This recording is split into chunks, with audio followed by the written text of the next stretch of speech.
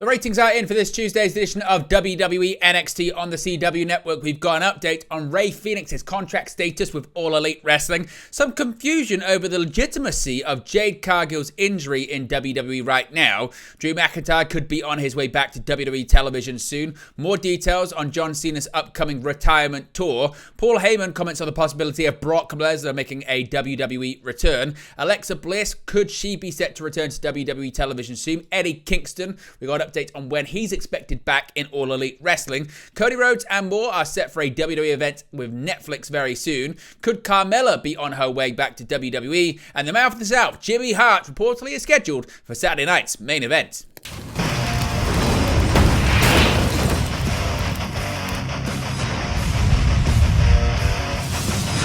Hey guys, welcome back to Wrestling News 365. Hope everyone is doing very well. As always, plenty of news stories to get into in the world of professional wrestling. Let's begin with the ratings and viewership figure for this past Tuesday's edition of NXT. Now, Tuesday night's WWE NXT episode averaged 632,000 viewers on the CW network, down 6% from last week. Despite that drop, this is the second highest audience total for the show since October 22nd. NXT drew a 0.15 rating in the 18 to 49 demographic. That's down over 21% from last week and ties the second lowest rating the show has done in the demo since April 30th. The show went head-to-head with an NBA game on TNT that drew a 0.32 rating in the 18 to 49 demo and averaged 1.03 million viewers, along with portions of two college basketball games on ESPN that averaged a 0.42 rating in the 18 to 49 and 1.5 million viewers. As compared to the same week in 2023, when the show aired on the USA Network, NXT overall viewership was down 4.1%, while its 18 to 49 rating was down over 16%. Now, we've got an update when it comes to Rey Fenix, his contract status. Of course, Penta El Zero Miedo, we brought you the story earlier on this week. His deal with AEW is coming up soon, but Rey Fenix's is not. Fightful reported this week that Penta's contract with the company is up next week, but Fenix has a lot more time left on his current contract. When speaking to those with knowledge of the situation, it was claimed to Fightful that Rey Fenix's AEW contract extends well into next year due to the injury time that will be added onto it. Fenix and Penta were expected to wrap up with AEW in the fall and head to WWE, but when AEW caught wind of the situation, added injury time to their deals. Now, Fightful have not heard of creative plans for Fenix, but at one point, Death Triangle were slated to win the AEW World Trios Championship at AEW All In. Of course, those plans changed, with reports they were set to leave All Elite Wrestling. Now, some big confusion here just about the injury status of Jade Cargill. Now, on last week's episode of SmackDown, Jade Cargill was shown taken out backstage during Bianca Belair's United States Championship tournament match against Chelsea Green and Blair Davenport. Now, the angle itself saw Jade be pulled from both the United States Women's Championship tournament as well as the Women's War Games match at Survivor Series, being replaced with Bayley. Following the show, Dave Meltzer of the Wrestling Observer reported a legitimate injury to Jade, with the angle reportedly being used as a cover for her legitimate injury, which would keep her out of action for at least 3 months. However, in an interesting update from PW Insider, multiple sources in WWE have confirmed that the reports of Jade being legitimately injured are, quote, 100% incorrect. PW Insider was told that the attack angle on Cargill on SmackDown was a storyline, with the list of injuries being announced to put over the severity of the attack, as well as set the stage for a future storyline. So there are conflicting reports. We get any more information on just if the injury is legitimate or if it's not legitimate, we'll let you know, of course, in an upcoming video. Now, Drew McIntyre, we haven't seen him since Bad Blood, but he could be on his way back. There's been an update on Drew McIntyre's WWE return following his Hell in a Cell match with CM Punk at Bad Blood. McIntyre has not appeared on WWE television since his defeat in the match, with him coming off one of the best runs of his WWE career. There has been a lot of speculation of what Drew may end up doing upon his return to WWE TV, as well as when it may happen, but there has now been an update on his return.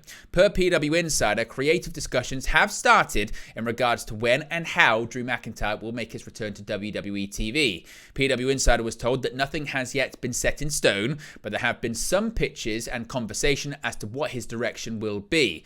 Of course, McIntyre required 16 staples after his Hell in a Cell match with CM Punk at Bad Blood, as well as him taking some extended time off to attend to some family matters.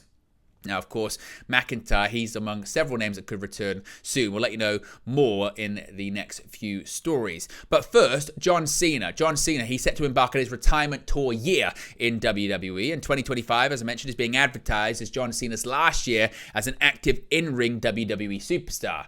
Cena appeared at 2024's Money in the Bank to announce that his retirement tour will extend from January to December and feature a series of lasts for the future Hall of Famer. So far, WWE has confirmed 3 dates: the first Raw of the year on January 6th on Netflix, Royal Rumble on February 1st, and Elimination Chamber on March 1st.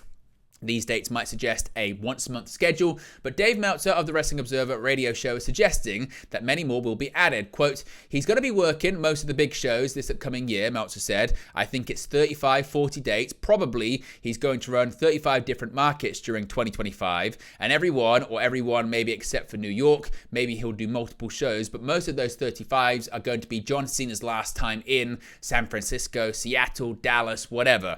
That's what the year is going to be, a whole bunch of farewells.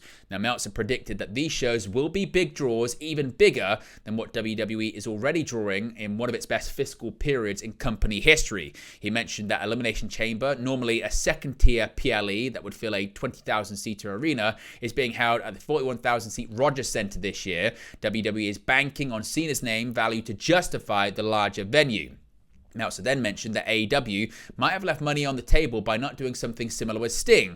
Although Sting's retirement match at AEW Revolution was largely praised, Meltzer said AEW could have boosted attendance at lead-up events if they advertised them as Sting's last time in City X. Cena will kick off his retirement tour on the Netflix premiere of Raw on January 6th from Los Angeles' Intuit Dome.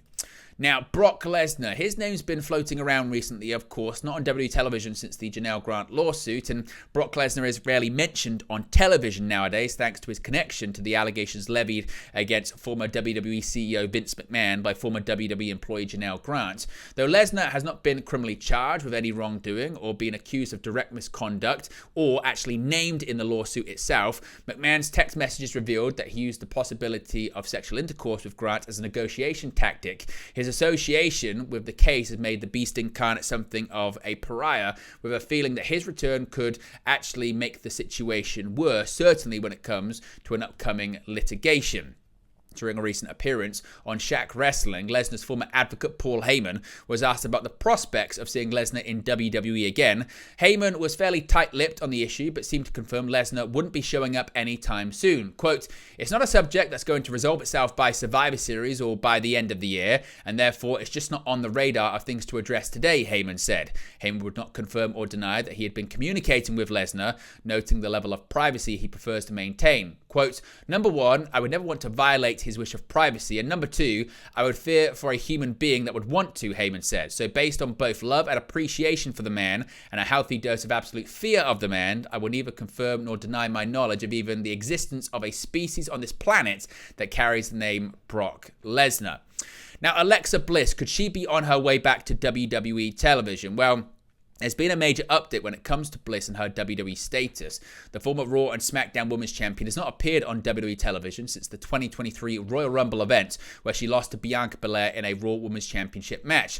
Following the match, Alexa dealt with some health issues as well as celebrating the birth of her first daughter. Alexa recently confirmed that she was cleared to return and was just waiting for the call from the company, and we may not have to be waiting too much longer. In an update from PW Insider, there's been a lot of talk about Alexa Bliss in WWE creative circles as of late. PW Insider had previously reported that WWE had Alexa's return figured in for after the holiday season.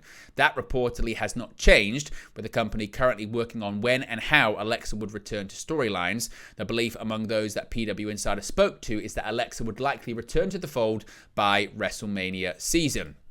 So speaking of returns, Eddie Kingston, when could he be set to return to All Elite Wrestling? With the second annual AEW Continental Classic recently kicking off, a new update has emerged regarding the tournament's inaugural winner, Eddie Kingston. The Mad King has been out of action since May, when he suffered a serious knee injury during a last man standing match with Gabe Kidd at New Japan Strong Resurgence. It was confirmed afterwards that Kingston had suffered a tibular fracture as well as a torn ACL meniscus in his right knee, with the former Continental Champion undergoing surgery in July.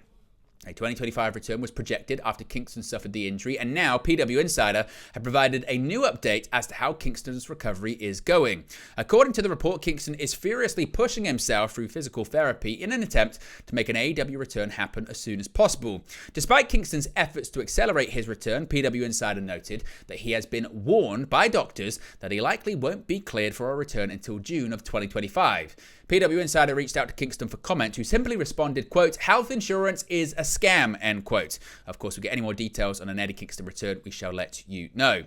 Cody Rhodes and more are set for a big Netflix event in the future, with WWE set to debut on the streaming platform next year. Cody Rhodes, The Bloodline, and more are set to appear at an upcoming WWE event at Netflix headquarters next week. WWE's move to Netflix is set to begin officially on January 6, 2025, with a lot of hype around the show, including appearances from Cody Rhodes, John Cena, The Bloodline, and more. However, before WWE's official move to Netflix, a big WWE event is set to take place at Netflix's headquarters next week. Per PW Insider, the WWE event at Netflix headquarters is set to take place on December 3rd. Undisputed WWE champion Cody Rhodes, The Bloodline, and Women's World Champion Liv Morgan are among the talents expected to take part. PW Insider was told that the company has been working on creative for the event already, with them intending to hit the road running with the major show. Now, Carmela, could we see her return to WWE anytime soon? Now, this is a bit of an interesting one because, of course, as I mentioned, as you've seen in the story today, there's been lots of talk about creative discussions for people making their return, such as Alexa Bliss. Alexa Bliss has been off television for almost 2 years. Her last time she appeared on TV, the 2023 Royal Rumble. However, Alexa isn't the only woman star to be off television for almost 2 years due to giving birth, as Carmela has also not appeared in almost 2 years, with her last appearing on the March 6th episode of Raw. After giving birth to her and Corey Graves' first child, Carmela revealed that she'd been dealing with drop foot following her pregnancy, and it seems as though her potential return may not be happening soon. In an update from Fightful Select, there was not been really any whispers of a potential Carmela return, though Fightful was told she would be welcome back in the company. Of course, if we get any more details on a possible return to her, we shall let you know. Finally, the mouth of the South, Jimmy Hart. He could be set for Saturday night's main event. While Survivor Series is just around the corner, it's not the final WWE event of note in 2024. While there are no remaining main roster WWE PLEs after Survivor Series, the company is building the anticipation for the return of Saturday night's main event on December 14th. The event will take place from Long Island, New York's Nassau Coliseum, and looks to be headlined by Cody Rhodes and Kevin Owens' anticipated grudge match for the undisputed WWE Championship. The event will also see first Women's United States Champion crowned, with a tournament currently underway on Friday Night SmackDown. It remains to be seen what other matches will be added to the show. However, we may now know of one special return set to take place. According to PW Insider, WWE Hall of Famer Jimmy Hart is slated to appear at Saturday night's main event. While Hart is the only name currently planned, the company are reportedly working on getting other recognizable stars from the 1980s to appear. WWE are reportedly aiming for an old school feel for the show in terms of its presentation, graphics, music, etc. It had been previously reported that WWE were planning to bring Jesse the Body Ventura in for Saturday night's main event. However, that's not yet been confirmed. But there you go, guys. Latest pro wrestling news for you. Be sure to smash a like on the like button. Be sure to subscribe, bottom right hand corner. As always, let me know your thoughts in the comment section below, and I'll speak to you again very, very soon. Hey guys, thank you for watching, listening, streaming, or however you come across this video today. Be sure to click on the video on the right there to watch our next video, or click the bottom there to subscribe, or the bottom right hand corner. Thank you very much, and I'll speak to you again very soon.